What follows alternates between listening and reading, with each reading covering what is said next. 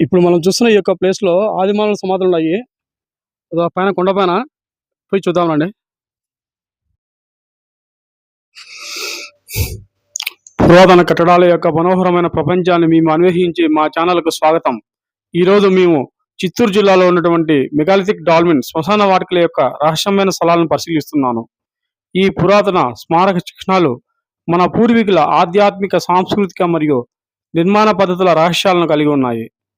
Megalithic dolmen సమాధులు పెద్ద విరాళ్లతో కూడిన పురాతన నిర్మాణాలు. వీటిని తరచుగా శ్మశాన ప్రయోజనాల కోసం ఉపయోగిస్తారు. ఈ నిర్మాణాలు యూరోప్ నుండి ఆసియా వరకు, ఆఫ్రికా వరకు వ్యాపించి ఉన్నాయి. ప్రపంచవ్యాప్తంగా ఇలాంటి నిర్మాణాలు ఉన్నాయి. డాల్మెన్ శ్మశాన వాటికలు సాధారణంగా అనేక పెద్ద రాళ్లను కలిగి ఉంటాయి. తరచుగా అనేక టన్నుల బరువులు నిర్దిష్ట నమూనాలతో అమర్చబడి ఉంటాయి. ఈ నిర్మాణానికి అపారమైన ప్రణాళిక, ఇంజనీరింగ్ నైపుణ్యాలు మరియు మానవీయ శ్రమ అవసరం. డాల్మెన్ సమాధులు ముఖ్యమైన సాంస్కృతిక మరియు సంకేత అర్థాలు కలిగి ఉంటాయి. ఇవి తరచుగా జీవించి ఉన్న మరియు చనిపోయిన వారి మధ్య సంబంధాన్ని సూచిస్తాయి. ఈ నిర్మాణాలు భూభాగం, హోదా లేదా అధికారం యొక్క గుర్తుగా కూడా పనిచేస్తాయి. మెగాలిథిక్ డాల్మెన్ శ్మశాన వాటికలు మన పూర్వీకుల చాతుర్యము, సృజనాత్మకత మరియు ఆధ్యాత్మిక అభ్యాసాలకు నిదర్శనం.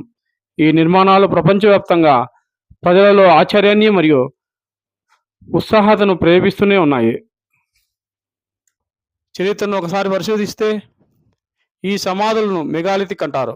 మెగా అనగా పెద్దది, లిథిక్ అనగా రాయి. అంటే పెద్ద పెద్ద బండరాలతో వీటిని కట్టేవారు. వీటి ఆనవాళ్ళు అయితే గన మనం ప్రపంచవ్యాప్తంగా చూడవచ్చు. ఆది మానవుల చరిత్రను ఒకసారి గమనిస్తే భూమిపైన మానవులు లాంటి జీవులు మన పూర్వీకులైతే 20 లేదా 30 లక్షల సంవత్సరాల మధ్య కాలంలో నివసించారని, క్రీస్తు పూర్వము 2,50,000 సంవత్సరాల నుంచి ఆది మానవుడు ఆహారం మరియు ఆత్మరక్షణ కోసం అయితే రాతి గుడ్డళ్ళు, కత్తులు, అనేక రాతి ఆయుధాలను అయితే ఉపయోగించినట్టు మన చరిత్రకారులు అయితే చెప్తున్నారు. పురాతన ఆది మానవులు కట్టిన ఈ అద్భుతమైన కట్టడాలను రక్షించే వాళ్ళు ఏనాటికైనా వస్తారని ఎదురు చూస్తున్నాయి. మన పూర్వీకులు కట్టిన అద్భుతమైన కట్టడాలు మన పూర్వీకులు మనకు అందించిన గొప్ప సంపద ఇది. ఇలాంటి కట్టడాలను కాలగర్భంలో అయితే పోతున్నాయి. ఆది మానవులు అంతరించిపోయారు. వారి లోకంలో మనం అయితే వెళ్ళలేం. కానీ వారి గుర్తుగా ఈనాటికి వారి కట్టిన కట్టడాలను మనం చూడవచ్చు. పురాతన ఆది మానవుల సమాధులు భారతదేశంతో పాటు ప్రపంచవ్యాప్తంగా ఉన్నాయి. సముద్రాలు దాటి ఖండాలతో పాటు ఉన్న ప్రపంచవ్యాప్తంగా ఉన్న ఆనాటి ప్రజలకు ఇలాంటి అద్భుతమైన కట్టడాలు కట్టడానికి చరిత్ర లిఖించని ఆ కాలంలో ఇలాంటి అద్భుతమైన కట్టడాలు కట్టాలని ఆలోచన ఎలా వచ్చింది? కంటికి కనపడేది లోకమని అనుకునే వాళ్ళు ఆనాటి ప్రజలు. బహుశా వీళ్ళకు ఇలాంటి కట్టడాలు కట్టడానికి ఎలాంటి కమ్యూనిటీ ఉంది, కమ్యూనికేషన్ ఎలా ఉందో మనకు అర్థం కావడం లేదు. గ్రహాంతరవాసుల ఏలియన్స్ వచ్చి వీరికి జ్ఞానాన్ని అందించారా? మరియు ఈ యొక్క పురాతన ఆది మానవుల సమాధులపై అనేక మర్మమైన రహస్యాలను ఇప్పటికీ స్థానిక ప్రజలు వీటి గురించి రకరకాల కథలను ప్రపంచవ్యాప్తంగా ఒకే విధంగా ఒకరి నుంచి ఒకరు ఇప్పటిదాకా చెబుతూ ఉన్నారు. వీటిపై కొన్ని ఆసక్తికర కథలు స్థానిక ప్రజలు మాకు చెప్పారు.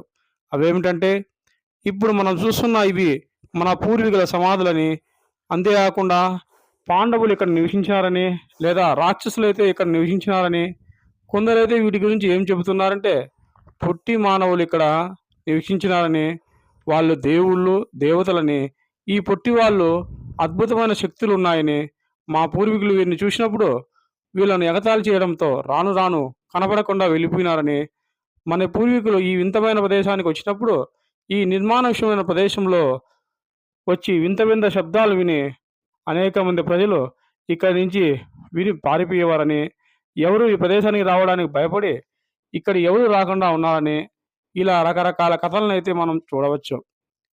ఇప్పటికీ నేను అనేక ఆది మానవుల సమాధులు ఉన్న ప్రదేశాలకైతే చూడడం వెళ్ళాను. ఈ యొక్క ఆది మానవుల సమాధులపైన స్థానిక ప్రజలు ఒకే రకమైనటువంటి కథలు అయితే మనం చెప్తున్నారు.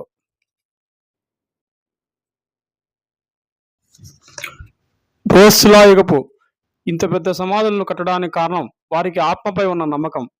మనిషి చనిపోయిన ఆత్మ జీవించి ఉంటుందని, ఆత్మ వారి మధ్య తిరుగుతుంటుందని, అది ఆ గ్రామాల్లోకి వచ్చి వారికి హాని చేయకుండా ఉండడం కోసం సమాధులను ఇల్లులాగా పెద్ద పెద్దగా నిర్మించేవారు. ఆత్మను తృప్తిపరచడానికి, ఆత్మ ఈ సమాధి వరకే ఉండడానికి చనిపోయిన వ్యక్తి వాడిన పనిముట్లతో పాటు అతనికి ఇష్టమైన ఆహార పదార్థాలను ఇక్కడ ఉంచేవాళ్ళు. పురాతన ఆది మానవులు సమాధులు భారతదేశంతో పాటు ప్రపంచవ్యాప్తంగా ఉన్నాయి.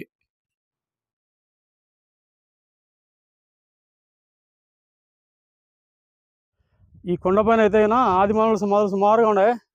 చూడండి, నా వెనక వైపు కూడా అదే ప్లేస్ అంతా అవే.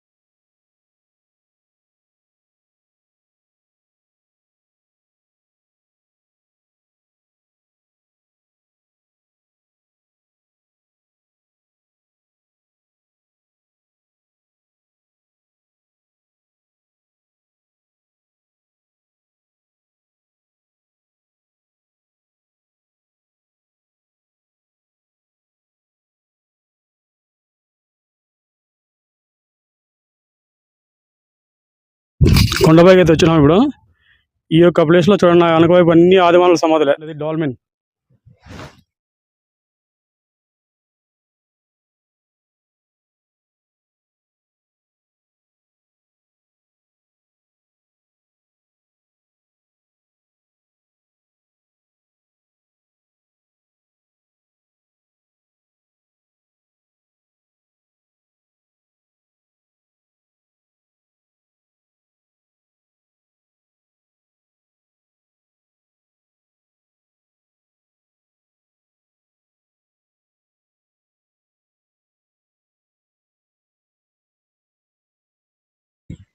ఆది మానవుల సందర్శించడానికి తెచ్చాము. వెళ్ళేప్పుడు మార్గ మధ్యలో ఇదంతా ప్లేస్ చూడండి.